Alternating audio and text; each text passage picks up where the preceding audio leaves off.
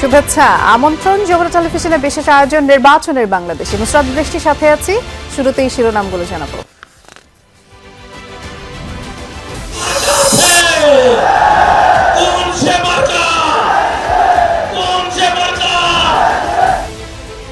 জনগণ ধানের শীষে রায় দেবে জেনে ষড়যন্ত্রে লিপ্ত বহুরূপী একটি গোষ্ঠী। জনসভায় তারেক রহমান বললেন, এবারের ভোট জাতি পুনর্গঠনের সুযোগ। এইবারকার নির্বাচন শুধু দেশের জনপ্রতিনিধি নির্বাচিত করার নির্বাচন নয়, এবারকার নির্বাচন হবে আমাদের দেশকে পুনর্গঠন করার নির্বাচন।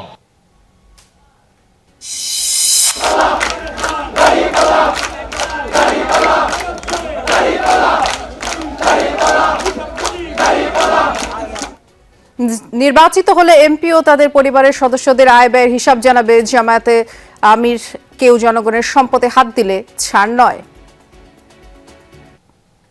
তৌফিক তাকে ট্যাক্স দিয়ে গাড়ি কিনবো না, তাকে রিক্সা চলবো, এটাও যদি না তাকে পায়ে আনবো, কিন্তু জনগণের তহবিলের অপব্যবহার করবো না। মুন্সিগঞ্জের মোল্লাকান্দিতে নির্বাচনে দুই প্রতিপক্ষের মধ্যে ধাওয়া পাল্টা ধাওয়া, অস্ত্র নিয়ে হামলা, দেশ জুড়ে বিপুল অস্ত্র গোলাবারুদ উদ্ধারের দাবি সেনাবাহিনীর।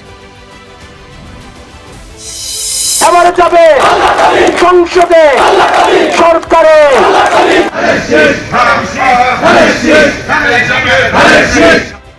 ত্রয়োদশ জাতীয় সংসদ নির্বাচনের উত্তাপ সারা দেশে। প্রার্থী ও নেতাকর্মীদের দৌড়ঝাঁপ পাড়া মহল্লায়। উন্নয়নের প্রতিশ্রুতি, শান্তিপূর্ণ পরিবেশ চায় ভোটাররা। এই নির্বাচনকে বানচাল করার কোন চেষ্টা করা হয় তাহলে বাংলাদেশের জনগণ সেটাকে মেনে নেবে না। হবিগঞ্জের নাম সর্বস্ব এনজিও পাশা এবারের নির্বাচনে গণভোটে নিয়োগ দিয়েছে 10,000 পর্যবেক্ষক। তাদের কার্য পরিসর নিয়ে জনমনে প্রশ্ন। এটার ভিতরে অফিস, ওটার ভিতরে অনেক টাকা খাওয়া সবকিছু। গ্রামে কইছিল পানির লাইন করব, বুড়ো খেত চালাইব, সব কিছু করব, কিচ্ছু করেনি।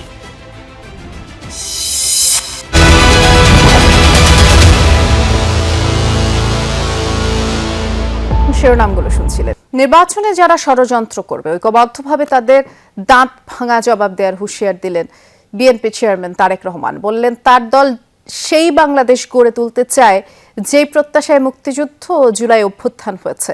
এছাড়া বৃহত্তর দিনাজপুরে উন্নয়নের এক ঝাঁক প্রতিশ্রুতি দেন তিনি। জানালেন, ধর্ম বা বর্ণ নয়, যোগ্যতার ভিত্তিতে এগিয়ে যাবে মানুষ। সহকর্মী আরিফিন শাকিলের রিপোর্ট। কৃষি আর কৃষকের নগরীতে এ যেন রাজনৈতিক উৎসব। যে যেভাবে পেরেছেন ছুটে আসেন ঠাকুরগাঁ জেলা স্কুল মাঠে। কেউ খণ্ড খণ্ড মিছিলে পা মিলিয়ে, কেউ আসেন একাই। ধর্ম বর্ণ ভুলে জনস্রোতে একাকার হয়ে যান ঠাকুরগাঁও পঞ্চগড়ের মানুষ। জেলা স্কুল মাঠ ছাড়িয়ে জনসমাবেশ পৌঁছে যায় আশপাশের সড়কে। প্রায় 23 বছর পর জিয়াপুত্র যখন মঞ্চে, উল্লাসে ঢেউ উঠে জনসমুদ্রে। ঠাকুরগাঁয়ের সন্তান মহাসচিব মির্জা ফখরুলকে নিয়ে তারেক রহমান জানান অভিবাদন। যে মাটি বরাবরই ভোটের মাঠে বিএনপিকে হতাশ করেছে, এবার ইতিহাস বদলে দেওয়ার বার্তা দিল এই জনসভা।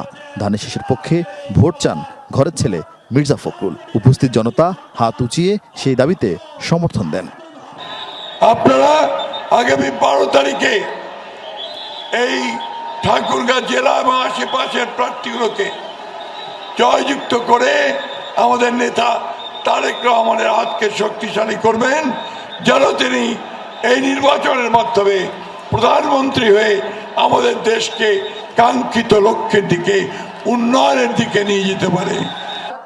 বক্তব্যের শুরুতেই 2003-4 সালে এই অঞ্চলের নিজের রাজনৈতিক কর্মসূচির কথা স্মরণ করেন বিএনপি চেয়ারম্যান। বললেন, তার দল জনগণকেই ক্ষমতার উৎস ভাবে, তাই এই ছুটে আসা। এই দেশ আমরা বিশ্বাস করি জনগণই সকল ক্ষমতার উৎস, এবং যেহেতু আমরা বিশ্বাস করি জনগণই সকল ক্ষমতার উৎস, সেই জন্য আমরা জনগণের সামনে এসে দাঁড়িয়েছি। এইবারকার নির্বাচন শুধু দেশের জনপ্রতিনিধি নির্বাচিত করার নির্বাচন নয়, এবারকার নির্বাচন হবে আমাদের দেশকে পুনর্গঠন করার নির্বাচন। এই দেশের গণতন্ত্রকে আমাদেরকে মজবুত করে গড়ে তুলতে হবে, যাতে এই দেশের মানুষের সামনে একটি নিরাপদ ভবিষ্যৎ তৈরি হতে পারে। পরে তারেক রহমান বৃহত্তর দিনাজপুর অঞ্চলের বেকার সমস্যার সমাধানে বন্ধ কলকারখানা চালু করার কথা জানান। এছাড়া ঠাকুরগাঁয়ের ক্যাডেট কলেজ, বিশ্ববিদ্যালয় ও মেডিকেল কলেজ সহ উন্নয়নের বিভিন্ন দাবি মেনে নেয়ার আশ্বাস দেন। এই এলাকার মানুষ যাতে আরো ভালো চিকিৎসা পায়, সেই জন্য মেডিকেল কলেজের যে দাবিটি আছে ইনশাআল্লাহ সেটিও আমরা বাস্তবায়ন করব। পাবলিক ইউনিভার্সিটির একটি বিষয় আছে, সেই বিষয়টিকে ইনশাআল্লাহ আমরা দেখব। পঞ্চগড় এবং ঠাকুরগাঁয় যে চিনি কল আছে, যে রেশম কারখানা আছে, পঞ্চগড়ে যে চা শিল্প আছে, এই শিল্পগুলোকে আবার আমরা গড়ে তুলতে চাই, যাতে করে এই এলাকার মানুষ বেকার না থাকে। বিএনপি আগামী 12 তারিখে নির্বাচনে সরকার গঠন হলে যত দ্রুত সম্ভব আমরা এই এলাকার এয়ারপোর্ট ইনশাআল্লাহ চালু করব। পরে নীলফামারী সমাবেশে যোগ দেন তিনি। বলেন, দেশের মানুষ ধানের শীষের পক্ষে রায় দিবে জেনেই বহুরূপধারী একটি গোষ্ঠী ষড়যন্ত্রে লিপ্ত হয়েছে। বাংলাদেশের মানুষের ভোটের অধিকারকে যারা কেড়ে নিয়েছিল তারা তো দেশ থেকে ছেড়ে পালিয়ে গিয়েছে, কিন্তু তাদেরই এক সহযাত্রী তারা দেশে রয়ে গিয়েছে। বিভিন্ন সময় তারা দেশ স্বাধীনের পর থেকে, দেশ স্বাধীনের আগে থেকে বিভিন্ন সময় তারা বিভিন্ন রূপ ধারণ করেছে। এই রূপ ধারণকারী, বহু রূপ ধারণকারী তারা আজকে বিভিন্ন জায়গায় বিভিন্ন ষড়যন্ত্রে লিপ্ত হয়েছে, কারণ তারা বুঝে গিয়েছে সারা বাংলাদেশের মানুষ ধানের শীষের পক্ষে রায় দেওয়ার সিদ্ধান্ত নিয়েছে। সেই জন্যই তারা বিভিন্ন ষড়যন্ত্রে লিপ্ত হয়েছে। নানিবাড়ি দিনাজপুরের জনসভায় এসে জনতরঙ্গের কাছে ধানের শীষের জন্য ভোট চান খালেদা জিয়ার ছেলে। বলেন, সেই বাংলাদেশ গড়ে তুলতে চায় তার দল, যে প্রত্যাশায় মুক্তিযুদ্ধ ও 24-এর অভ্যুত্থান হয়েছে। আমরা সকল ধর্মের মতের মানুষকে সাথে নিয়ে আমাদের আগামী দিনের প্রত্যাশিত বাংলাদেশকে ধীরে ধীরে গড়ে তুলতে চাই। কাজেই সেই প্রত্যাশিত বাংলাদেশকে যদি গড়ে তুলতে হয় আমাদেরকে ঐক্যবদ্ধ থাকতে হবে। সেই প্রত্যাশিত বাংলাদেশকে যদি গড়ে তুলতে হয় আমাদের মধ্যে কোনো বিভেদ রাখা যাবে না। রবি সোমবার ঢাকার বিভিন্ন সংসদীয় আসনে জনসভায় বক্তব্য রাখবেন বিএনপি চেয়ারম্যান। উত্তরের 3 জেলার ভোটের মাঠে তরুণ ভোটারদের চাইতে সবচেয়ে বড় ফ্যাক্টরি হিসেবে কাজ করবে সংখ্যালঘুদের রায়। 1 সপ্তাহ ব্যবধানে তারেক রহমান এই উত্তরাঞ্চল সফরে এসে আবারও প্রতিশ্রুতি দিলেন ক্ষমতা গেলে সংখ্যালঘুদের নিরাপত্তা নিশ্চিত করার পাশাপাশি এই অঞ্চলের অবহেলিত নিপীড়িত মানুষের সংগ্রাম আর সংকটে পাশে থাকার বার্তা দিলেন। উত্তর সম্প্রীতির নতুন বাংলাদেশ গড়ার ভোট চাইলেন 12 ফেব্রুয়ারি ধানের শীষের পক্ষে। আরিফিন শাকিল, যমুনা নিউজ, দিনাজপুর। বিনা ট্যাক্সের গাড়ি, স্বল্প মূল্যের ফ্ল্যাট নেবেন না জামায়াতের এমপিরা, জানিয়েছেন দলের আমির ডাক্তার শফিকুর রহমান। হবিগঞ্জ জেলা শহরের ঐতিহাসিক নিউফিল্ড মাঠে আয়োজিত নির্বাচনী জনসভায় তিনি বলেছেন, জামায়াত ক্ষমতায় আসলে নির্বাচিত জনপ্রতিনিধি সহ তাদের পরিবারের আয় ব্যয়ের হিসাব প্রকাশ করা হবে। দেশকে দুর্নীতি ও চাঁদাবাজ মুক্ত করার অঙ্গীকার করেন ডাক্তার শফিকুর। বলেন, কেউ চাঁদা নিতে আসলে হাত ভেঙে দেয়া হবে।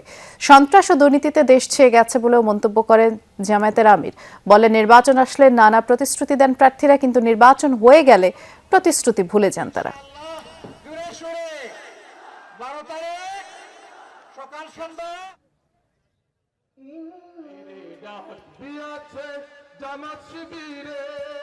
ন্যায় বিচার আমরা নিশ্চিত করবো, তা থেকে মুক্তি পাক, শাস্তি পায় শাস্তি। এই মহাগ্রন্থ আল কুরআন থেকে তেলাওয়াত পেশ করবে 18 কোটি মানুষের।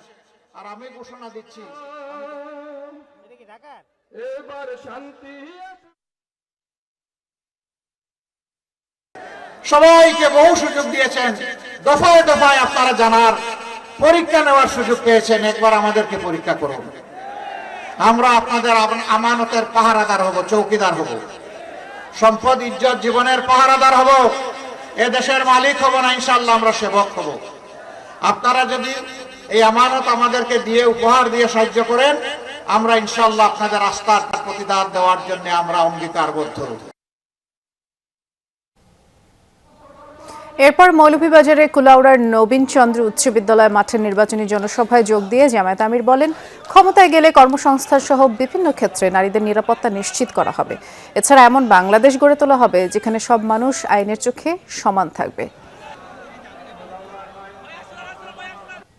এরপর বিকেলে জামায়াতের আমির যোগ দেন সিলেটের জনসভায়। এটি ঢাকার বাইরে ডাক্তার শফিকুর রহমানের শেষ জনসভা। এ সময় তিনি হুঁশিয়ারি দিয়ে বলেন, দুর্নীতি করে যারা অর্থ নিয়ে গেছে তাদের শান্তিতে থাকতে দেয়া হবে না। বললেন, নেশাদ্রব্য সিলেটকে অস্থির করে রাখে, সেটি দূরীকরণে কাজ করা হবে এবং যেসব এলাকা পিছিয়ে আছে সেই এলাকাগুলোকে উন্নয়নে গুরুত্ব দেওয়া হবে। সিলেট বিমানবন্দরকে আন্তর্জাতিক করার অঙ্গীকার করেন জামায়াত আমির। বলেন, এবার ক্ষমতায় যাওয়ার সুযোগ পেলে 5 বছরে এই এলাকার চেহারা পাল্টে ফেলা হবে। মুন্সিগঞ্জ সদরের মোল্লাকান্দি ইউনিয়নে নির্বাচনী প্রচারণা ঘিরে হামলা গুলিবর্ষণের ঘটনা ঘটেছে। গুলিবিদ্ধ হয়েছে 3 জন। দুপুরে মুন্সিকান্দি এলাকায় ঘটনা ঘটে। স্থানীয়রা জানান, ফুটবল প্রতীকের সমর্থক জেলা বিএনপির সদস্য আতাউর রহমান মল্লিকের সমর্থকদের নির্বাচনী প্রচারণা চলছিল।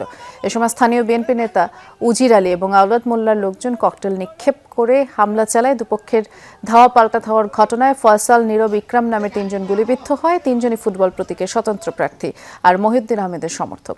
এ ঘটনায় ছড়িয়ে পড়া ভিডিওতে অস্ত্র নিয়ে অবস্থান করতে দেখা যায় আওলাদ পক্ষের লোকজনকে। পুলিশ জানায়, আধিপত্য বিস্তারকে কেন্দ্র করে এদের পূর্ববিরোধ ছিল এবং পরিস্থিতি স্বাভাবিক রাখতে এলাকায় পুলিশ মোতায়েন করা হয়েছে। তবে এখন পর্যন্ত কোনো মামলা বা গ্রেফতার নেই।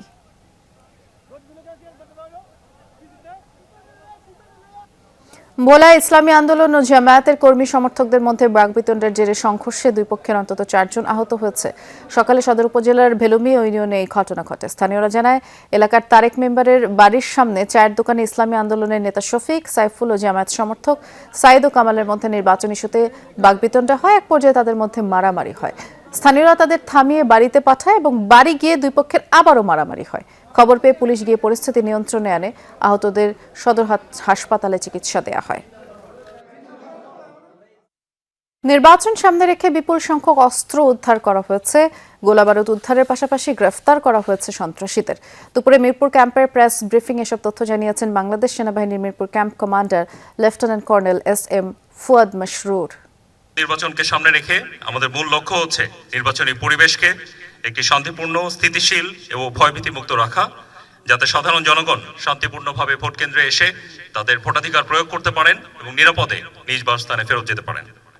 নির্বাচনী পরিবেশ সৃষ্টির লক্ষ্যে এই ব্রিগেড মোতায়েনকালীন সময়ে বিপুল সংখ্যক সন্ত্রাসীকে গ্রেফতার করেছে এবং বিপুল পরিমাণ অস্ত্র, গোলাবারুদ এবং মাদকদ্রব্য উদ্ধার করেছে। সুন্দরবনের উপকূলীয় অঞ্চলে নির্বাচনকালীন নিরাপত্তা জোরদার করেছে কোস্ট গার্ড পশ্চিম জোন।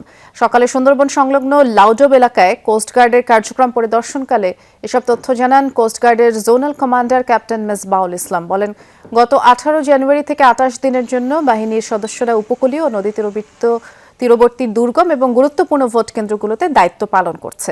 এদিকে চাঁদপুরে নির্বাচনী প্রস্তুতিমূলক সমাবেশ করেছে আনসার ও গ্রাম প্রতিরক্ষা বাহিনী। দুপুরে চাঁদপুর স্টেডিয়াম মাঠে আয়োজিত সমাবেশে জেলার 9000 আনসার ও ভিটিপি সদস্য অংশগ্রহণ করেন। নির্বাচনে ভোটারদের সহায়তা, ভোট কেন্দ্রের শৃঙ্খলা রক্ষা, শান্তিপূর্ণ ভোট গ্রহণ নিশ্চিত করতে সদস্যদের প্রয়োজনীয় প্রশিক্ষণ ও দিক নির্দেশনাও দেওয়া হয়।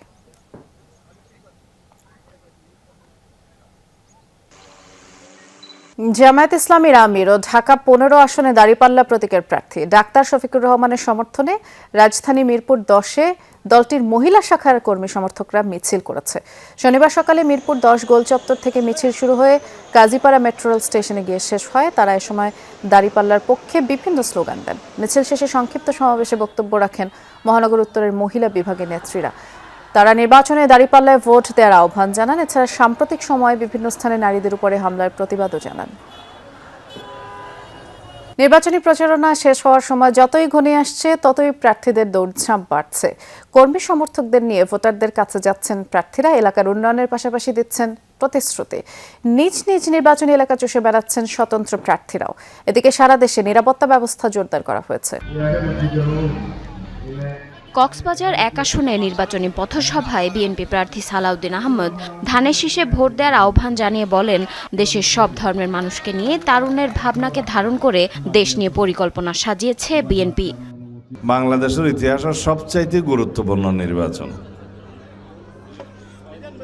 এই নির্বাচন নির্ধারণ করিবে দে বাংলাদেশ ক্ষণপথে যাইব। আর সন্তান অল রক্ত দিয়ে শহীদ হয়ে দে আন্দোলন করছে দে এই দেশের মানুষে উগ্র ভোট দিবার অধিকার আদায় করি পেলাম না। তা ওনারা যদি স্বাধীনভাবে মুক্ত পরিবেশে এই ভোটটা দিতে পারেন, ওনার পছন্দ মতো প্রার্থীরা দিতে পারেন, তৈলে শক্তিশালী গণতন্ত্র প্রতিষ্ঠা হইব। রাউজানে বিভিন্ন ইউনিয়ন চষে বেড়াচ্ছেন চট্টগ্রাম ৬ আসনের বিএনপি প্রার্থী গিয়াসউদ্দিন কাদের চৌধুরী। নির্বাচনী অঙ্গীকার তুলে ধরে ভোটারদের কাছে ধানের শীষে ভোট চাইছেন তিনি। রাউজানকে কলঙ্কিত করেছে এই সন্ত্রাস। আমি যদি এই 12 তারিখ পার হতে পারি, আমি আপনাদেরকে কথা দিয়ে যাচ্ছি, রাউজানের শান্তি অবশ্যই ফিরে আসবে। রংপুর ৬ আসনে প্রচারণায় ব্যস্ত বিএনপি প্রার্থী সাইফুল ইসলাম। জামায়াত প্রার্থীর বিরুদ্ধে তার অভিযোগ, ভোটারদের ভয়ভীতি দেখিয়ে আতঙ্ক তৈরি করছেন তারা। আমরা প্রতিটি এলাকায়, প্রতিটি ওয়ার্ড এবং গ্রামে গঞ্জে আমরা উঠান বৈঠক করছি, ব্যাপক মানুষের সভা পাচ্ছি। খুলনা ৩ আসনে গণসংযোগ করেছেন বিএনপির প্রার্থী ও কেন্দ্রীয় ছাত্র বিষয়ক সম্পাদক রকিবুল ইসলাম বকুল। লক্ষ্মীপুর ৩ আসনে ভোটের মাঠে সরব শহীদউদ্দিন চৌধুরী অ্যানি। মা বোনদেরকে যারা এইভাবে শিরকের পথে নিয়ে যাবে, তাদেরকে চিহ্নিত করতে হবে, তাদেরকে প্রতিহত করতে হবে। মা বোন যারা আছেন, বিএনপির প্রতি মায়া দরদ, খালেদা জিয়ার প্রতি, জিয়া পরিবারের প্রতি যদি মায়া দরদ না থাকতো, এতক্ষণ এই রোদের মধ্যে অপেক্ষা করতেন না। ভোটের মাঠে ব্যস্ত সময় পার করছেন দাঁড়িপাল্লার প্রার্থীরাও। খুলনা ৫ আসনে ডুমুরিয়া উপজেলার গণসংযোগ, পথসভা ও উঠান বৈঠক করেছেন জামায়াতের প্রার্থী ও কেন্দ্রীয় সেক্রেটারি জেনারেল মিয়া গোলাম পরোয়ার। কালো টাকা যে স্রোতের পানির মতো ঢালা হচ্ছে, এই অভিযোগ আমি সাংবাদিক সম্মেলনে করেছি। আমি আশা করি আচরণবিধি মনিটরিংয়ের জন্য যে সমস্ত কমিটি আছে, জুডিশিয়াল টিম আছে, দ্যাট ইজ দেয়ার ডিউটি, এগুলো তাদের দায়িত্ব। ফেনী ২ আসনে জামায়াত সমর্থিত জোট প্যানেলের প্রার্থী এবি পার্টির চেয়ারম্যান মুজিবুর রহমান মঞ্জু বিভিন্ন কর্মসূচি পালন করেছেন। সমস্যা সমাধানের রাজনীতি, নীতি নির্ভর রাজনীতির কথা আমরা বলেছি। এই পরিবর্তনের ব্যাপারে আমরা যখন লোকদের সাথে ইন্টারেকশনে যাচ্ছি, তখন সবাই বলছে হ্যাঁ, এটা তো আমরা চাই। এটা চাইলে আপনার তো ভোটের মাধ্যমে সেটার প্রতিফলন ঘটাতে হবে। কুমিল্লা ৬ আসনে নির্বাচনী ইশতেহার ঘোষণা করেছে জামায়াত প্রার্থী আমির কাজী দিন মোহাম্মদ। সন্ত্রাস ও সান্ডাবাজি থেকে মুক্ত। নির্বাচনে ১১ দলীয় জোটের বিজয় ছিনিয়ে আনতে বিএনপির প্রার্থীরা পেশি শক্তি ব্যবহারের প্রস্তুতি নিয়েছে বলে অভিযোগ করেন রংপুর ৪ আসনে এনসিপির প্রার্থী আক্তার হোসেন। যশোরে ১১ দলীয় ঐক্যজোটের উদ্যোগে নির্বাচনী পথসভায় হাসনাত আব্দুল্লাহ বলেন, একটি পক্ষ ভারতের গোলামি করার প্রস্তুতি নিচ্ছে। নানাভাবে যখন তারা পারছে না, তখন কালো টাকার সরাসরির একটা প্রস্তুতির খবর আমাদের কাছে এসেছে। আমার আসনেও আমরা শুনেছি যে তারা শেষ মুহূর্তে ভোটারদের কাছে টাকা পয়সা নিয়ে গিয়ে ভোট টাকা দিয়ে তারা কিনতে চাইবে। একটা পক্ষ আমাদের নারী মা বোনদের হিজাব এবং জামা কাপড় খুলে বিভস্ত করতে চাইছে, একটা পক্ষ আবার আগামীতে ভারতের দালালি এবং গোলামি করার জন্য প্রস্তুতি নিচ্ছে। ব্যস্ত সময় কাটছে স্বতন্ত্র প্রার্থীদেরও। ঝিনাইদহ ৪ আসনে গণসংযোগ করেন কাপ্পিরিচ মার্কা স্বতন্ত্র প্রার্থী সাইফুল ইসলাম ফিরোজ। নওগাঁ ১ আসনে বিভিন্ন গ্রাম ও মহল্লায় গণসংযোগ ও প্রচারণা চালিয়েছেন স্বতন্ত্র প্রার্থী ডাক্তার সালেক চৌধুরী। জারিন অর্নি, যমুনা নিউজ। এ পর্যায়ে আমরা নির্বাচনী প্রচারণার খবর জানবো। বরগুনায় যাচ্ছি, আমাদের সহকর্মী ফেরদৌস খান ইমন অপেক্ষা করছেন আমাদের জন্য। ইমন, আর মাত্র ৩ দিন পাবেন প্রার্থীরা হাতে সময় এই প্রচারণা চালানোর জন্য। কি বলছেন তারা? শেষ সময় ভোটারদেরকে কাছে টানতে কোন কোন বিষয়গুলোকে বেশি গুরুত্ব দেওয়া হচ্ছে? মূলত এই মুহূর্তে কিন্তু বিরামহীন প্রচারণা চলছে প্রার্থীদের। সে সকাল থেকে রাত পর্যন্ত তারা ভোটারদের দ্বারা যাচ্ছে, বিভিন্ন জায়গায় পদসভা করছে। আমি রয়েছি বরগুনা ২ আসনে, যেটি বরগুনার পাথরঘাটা, বামনা এবং বেতাগী, এই ৩টি উপজেলা নিয়ে এই বরগুনা ২ আসন। মূলত আজকের এই বামনার বিএনপি মনোনীত প্রার্থী এবং বিএনপির ভাইস চেয়ারম্যান নুরুল ইসলাম মনি, তার আজকে এই নির্বাচনী জনসভা চলছে এবং এটি মূলত এই উপজেলায় তার শেষ নির্বাচনী জনসভা। এখানে কিন্তু হাজার হাজার মানুষ এসেছে পাবনার এই সরকারি কলেজ মাঠে। তারা বিভিন্ন উন্নয়নের প্রতিশ্রুতি দিচ্ছেন এবং এই এলাকার এই এলাকার উন্নয়নের যে সকল ভূমিকা রাখবে সে সকল কথা কিন্তু এই জনগণের মাঝে তারা বলছেন এবং জনগণ কিন্তু তাদের কথা শুনছেন এবং এই মুহূর্তে কিন্তু এই শেষ জনসভা থেকেই এখানকার যিনি বিএনপি প্রার্থী রয়েছেন তিনি মূলত তাদেরকে বার্তা দিচ্ছেন তিনি যদি নির্বাচিত হতে পারেন তাহলে এলাকার উন্নয়নে কি ধরনের ভূমিকা নেবে, কি ধরনের কাজ করবে সেগুলো মূলত এখন এই জনসভার মাধ্যমে বলা হচ্ছে। বৃষ্টি, আমরা শুনছিলাম আপনার মাধ্যমে, ধন্যবাদ ইমন।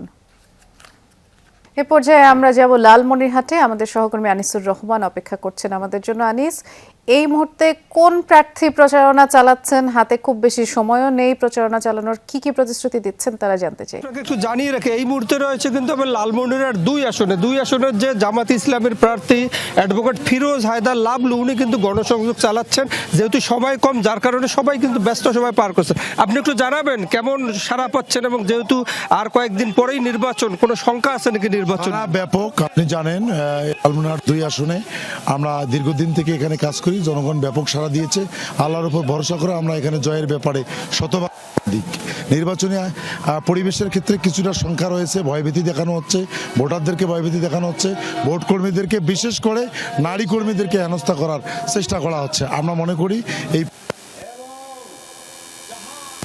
পরিবেশ নষ্ট করার একটা সম্ভাবনা আছে।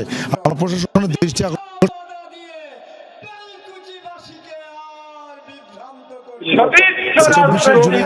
বহুল আকাঙ্ক্ষিত এই নির্বাচন এটি সুষ্ঠু নিরপেক্ষ করার জন্য আমরা আহ্বান জানাচ্ছি। আপনি শুনলেন যে আসলে এরকম সব প্রার্থী কিন্তু ব্যস্ত সময় পার করছে, যেহেতু আর 3 দিন পাবেন তারা নির্বাচনী গণসংযোগ করতে, তাই কারণে সবাই কিন্তু ব্যস্ত সময় পার করছেন। আর লালমনিরহাট জেলার 3টি আসনে কিন্তু 22 জন প্রার্থীর প্রতিদ্বন্দ্বিতা করছেন। তারা কিন্তু সবাই চাচ্ছেন ভোট যেন সুষ্ঠু হয়, ভোট নিয়ে যেন কোনো সংখ্যা না থাকে। কথা আমরা শুনছিলাম, ধন্যবাদ আনিস। আমরা দেখছিলাম লালমনিরহাটের চিত্র। এ পর্যায়ে সিরাজগঞ্জে যাব, সহকর্মী গোলাম মোস্তফা রুবেল অপেক্ষা করছেন আমাদের জন্য। রুবেল, আমরা কিছুক্ষণ আগেই বেশ কিছু জায়গা ঘুরে আসলাম, নির্বাচনী প্রচারণার খবর জানাচ্ছিলাম। যেমনটি দেখলাম যে কয়েকজনই শেষ দিকে এসে প্রতিপক্ষকে নিয়ে আচরণবিধি লঙ্ঘন করছে ধরনের অভিযোগও করছে। সেই হিসেবে সিরাজগঞ্জে আপনি নির্বাচনী প্রচারণা কেমন দেখছেন? আচরণবিধি আসলে কতটা মেনে চলছে সব প্রার্থী? বৃষ্টি, ইতিমধ্যে আসলে সিরাজগঞ্জের 6টি আসনে কিন্তু নির্বাচনে যে প্রচার সেটি কিন্তু ব্যাপকভাবে শুরু হয়ে গেছে। আমি এখন রয়েছি সিরাজগঞ্জ 5 আসনে। এখানে বাংলাদেশ জামাত ইসলামের যিনি প্রার্থী রয়েছেন আলহাজ আলী আলম, তার একটি নির্বাচনী জনসভায়, সেই জনসভায় কিন্তু আসলে দুপুরের পর থেকেই মানুষের উপচে পড়া ভিড়, আসলে এর মধ্যে কিন্তু সেই তার জনসভাটি শুরু করেছেন। এখন মূলত বক্তব্য রাখছেন এখানকার যিনি প্রার্থী রয়েছেন আলহাজ আলী আলম, তিনি কিন্তু বক্তব্য রাখছেন। তিনি কিন্তু আসলে প্রতিশ্রুতি দিচ্ছেন এখানকার। আজকে দুপুর থেকেই শুনলাম এবং কিছুক্ষণ আগে তিনি প্রতিশ্রুতি দিলেন তাঁত শিল্পের সমৃদ্ধি ভরা এই বেলকুচি উপজেলা, এই বেলকুচি উপজেলার তাঁত শিল্পকে তিনি জাগ্রত করবেন এবং এই অঞ্চলে কৃষিকে জাগ্রত করবেন। তাঁত শিল্পের যে সমস্যাগুলো রয়েছে, আন্তর্জাতিক মানের কাপড় তৈরি করে বিদেশে রপ্তানি করার সেটি করবেন। একই সাথে তার আরেকটি উপজেলা রয়েছে চৌহালি উপজেলা। সেই চৌহালি উপজেলা নদী ভাঙন কবলিত একটি উপজেলা। সেই চৌহালিকে মূলত তিনি নদী ভাঙন থেকে রক্ষা করতে তার যা যা করণীয় দরকার সেটা করবেন, কারণ চৌহালি উপজেলা ইতিমধ্যেই প্রায় 78 ভাগ কিন্তু নদীগর্ভে বিলীন হয়ে গেছে। মাত্র 22 ভাগ নিয়ে এখন চৌহালি উপজেলা রয়েছে।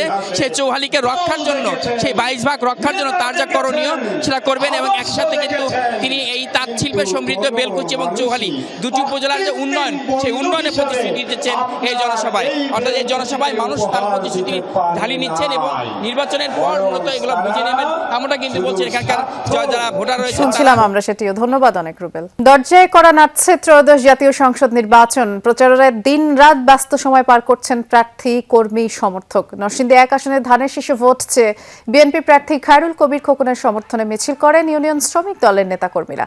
রবিউল ইসলাম রবির নেতৃত্বে কাঁঠালী ইউনিয়নের খড়িয়া বাজার থেকে শুরু হয়ে বিভিন্ন স্থান প্রদক্ষিণের পর এক স্থানে গিয়ে মিছিলটি শেষ হয়। মানুষের উন্নয়নে ধানের শীষ প্রতীকে ভোট দেওয়ার আহ্বান জানান তারা। গাজীপুর 1 আসনে বিএনপি প্রার্থী মুজিবুর রহমানের পক্ষে নির্বাচনী প্রচারণা গণসংযোগ করেছেন কোনাবাড়ি থানার 10 নং ওয়ার্ড বিএনপি অঙ্গ সংগঠনের নেতাকর্মীরা।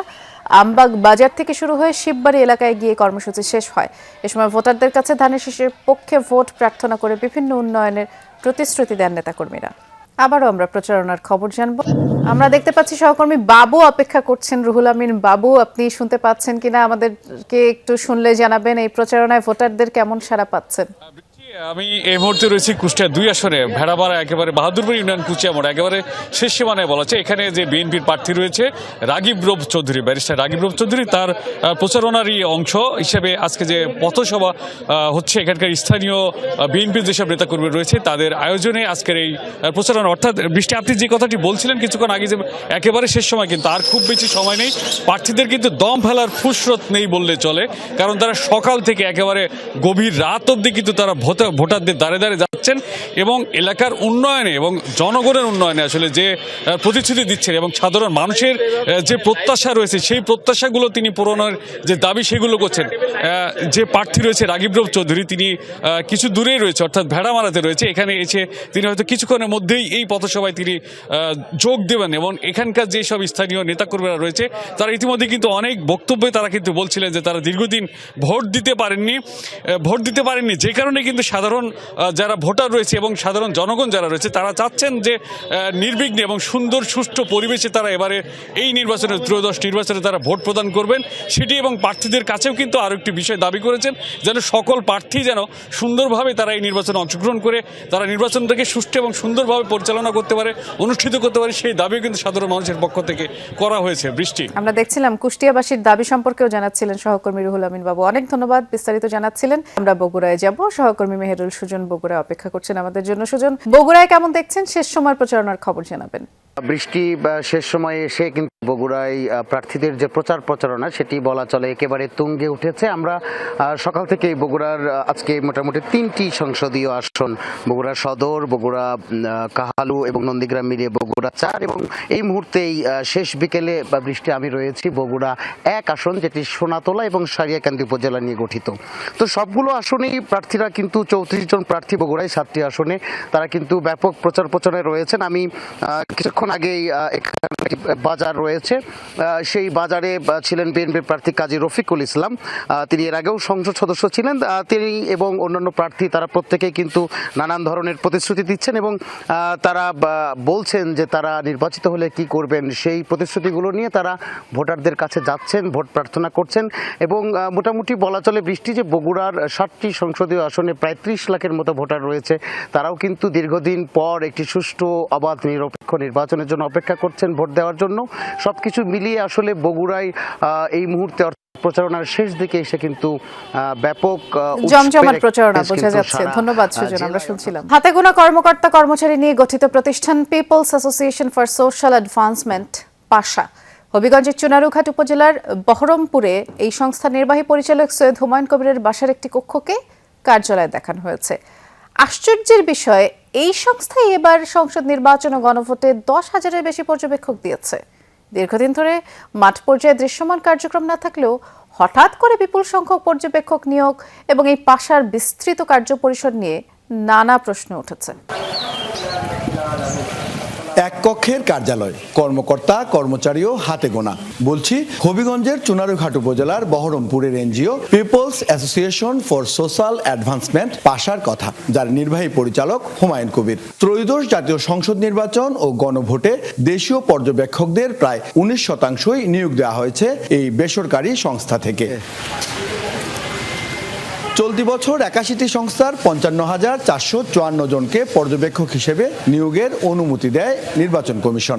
এর মধ্যে 10,559 জনই হবিগঞ্জের Peoples Association for Social Advancement পাশার পর্যবেক্ষক। স্থানীয়দের দাবি, শুরুতে ক্ষুদ্র ঋণ ও কৃষি নিয়ে কাজ করলেও বর্তমানে পাশার কোনো দৃশ্যমান কার্যক্রম নেই। তবুও নির্বাচনে এত বিশাল দায়িত্ব কিভাবে পেল পাশা, তা নিয়ে রয়েছে নানা প্রশ্ন। এই জায়গার মধ্যে বাসা বাড়ি করে থাকে, এটার আমরা গ্রামে কইছিল পানির লাইন করব, বুড়ো ক্ষেত চালাইব, সব কিছু করব, কিচ্ছু করেনি। এটার ভিতরে অফিস, ওটার ভিতরে উনি টাকা খাওয়া সব কিছু কার্যক্রম। তো যে একবার আসে পানি সেচ চালু করছিল, তারপরে তো আর এখনো স্থগিত আছে, আর চালু করে না। ইদানিং শুনছি যে নির্বাচন কেন্দ্রিক তাদের একটা পর্যবেক্ষক টিমের কার্যক্রমেরও ইনিশিয়েটিভ আছে, যেটা নির্বাচন কমিশন থেকে, তো তারই লক্ষ্যে তারা এই কার্যক্রম করছে। অতীত অভিজ্ঞতা ও সহযোগী এনজিওগুলোর কারণেই এত বিপুল সংখ্যক পর্যবেক্ষক নিয়োগ সম্ভব হয়েছে। রাজনৈতিক দল বা ব্যক্তির প্রভাব নেই বলেও দাবি পাশার নির্বাহী পরিচালকের। কোনো রাজনৈতিক দল না, সরকার না, কোনো ডোনারের সহায়তা না সারা, শুধু খালি এখানে আমার সহযোগিতায় কাজ করছে আমার এনজিও ফ্রেন্ডশিপ।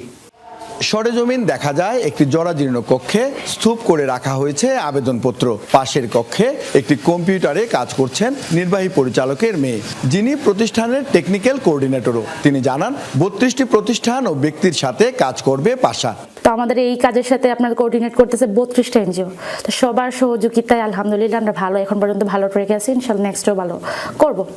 দেশের 32 জেলায় পর্যবেক্ষণ কার্যক্রম পরিচালনায় প্রয়োজন বিপুল অর্থের। পাশা কর্তৃপক্ষের দাবি, দাতাদের কাছে 7,39,00,000 টাকার আবেদন করা হয়েছে। বরাদ্দ না পেলে নিজ উদ্যোগে অর্থের সংস্থান করতে হবে। সেক্ষেত্রে পর্যবেক্ষকের সংখ্যা কিছুটা কমতে পারে বলেও জানান নির্বাহী পরিচালক। আমরা ডোনারদের কাছে প্রত্যাশা করছি যে প্রতিটি পর্যবেক্ষককে সর্বনিম্ন 5,000 টাকা আর প্রশাসনিক খরচ 2,000 টাকা, মোট 7,000 টাকা যদি আমরা পাই, কাজটা আমরা সুন্দরভাবে উঠাতে পারবো। 2024-এর নির্বাচনে 18 জেলার 71টি আসনে পাশার 684 জন পর্যবেক্ষক দায়িত্ব পালন করলেও এবার 32 জেলার 119টি আসনে ভোট পর্যবেক্ষণের দায়িত্ব পেয়েছে বেসরকারি সংস্থাটি। প্রদীপ দাস সাগর, যমুনা নিউজ, হবিগঞ্জ। এ পর্যায়ে আমরা ফেনীতে যাচ্ছি। সহকর্মী আরিফুর রহমান অপেক্ষা করছেন অনেকক্ষণ যাবত। আরিফ, ফেনীবাসী আসলে নানা সমস্যায় জর্জরিত, নদী ভাঙন হচ্ছে সবচেয়ে প্রধান যে সমস্যা। এই সমস্যা সমাধানে প্রার্থীরা কি প্রতিশ্রুতি দিচ্ছেন একটু সংক্ষেপে জানাবেন। বিএনপির চেয়ারপারসন বেগম খালেদা জিয়ার নির্বাচনী আসন ফেনী 1 আসন। এই আসনে ফুলগাজী, পরশুরাম, ছাগলনাইয়া উপজেলা রয়েছে। তিনি এই 3টি উপজেলার ফেনী 1 আসন থেকে 5 বার সংসদ সদস্য নির্বাচিত হয়েছেন। পরে এই আসনে এখন নির্বাচন করছেন রফিকুল আলম মজনু। তিনি ঢাকা মহানগর দক্ষিণ বিএনপির আহ্বায়ক। তিনি এর আগে তার যে নির্বাচনে যে জনসভা, সেই জনসভায় তিনি 23টি প্রতিশ্রুতি দিয়েছেন। সেই 23টি প্রতিশ্রুতির আমরা তিনি এখন সরাসরি আমাদের সাথে যুক্ত আছেন। তার কাছে আসলে শুনবো যে তার উল্লেখযোগ্য কি প্রতিশ্রুতি রয়েছে, সেগুলো আমরা একটু তার কাছে জানার চেষ্টা করব। আমাদের প্রথম যে প্রতিশ্রুতি হচ্ছে, যেটা আমরা সব চাই করব, এই এলাকার মানুষকে বন্যার হাত থেকে রক্ষা করার জন্য একটি স্থায়ী বাঁধ আমরা নির্মাণ করব। আমরা এই এলাকার রাস্তাঘাট গুলা 16 বছরের উন্নয়ন হচ্ছে না, মানুষ চলাফেরা করতে পারছে না, রাস্তাঘাট গুলার উন্নয়ন করব। আমরা ফেনীতে একটি মেডিকেল কলেজ হাসপাতালকে প্রতিষ্ঠা করার জন্য ইতিমধ্যে তারেক রহমান সাহেব প্রতিশ্রুতি দিয়েছেন, সেটা বাস্তবায়ন করব। ফেনীতে একটি পিজিএড প্রতিষ্ঠা করব। এভাবে শিক্ষা প্রতিষ্ঠানগুলা, স্বাস্থ্যসেবা এবং তারেক রহমান যে ঘোষণা দিচ্ছেন ফ্যামিলি কার্ড, কৃষক কার্ড, এগুলো আমরা ধন্যবাদ। আমরা যে প্রার্থীর কাছে শুনেছি যে এখানকার যে মৌলিক যে সমস্যা, সেই সকল সমস্যা নিরসনে তিনি কাজ করবেন। তবে তিনি তার বক্তব্যে উল্লেখযোগ্য যে বিষয়টি বলেছেন, প্রয়াত বিএনপি চেয়ারপারসন বেগম খালেদা জিয়ার যে সকল অসমাপ্ত কাজ, আমরা সেই প্রার্থীর প্রতিশ্রুতিগুলো সরাসরি শুনছিলাম। ধন্যবাদ আপনাকে। আর এই ছিল আজকে নির্বাচনে বাংলাদেশের আয়োজনে। সাথে থাকার জন্য ধন্যবাদ সবাই।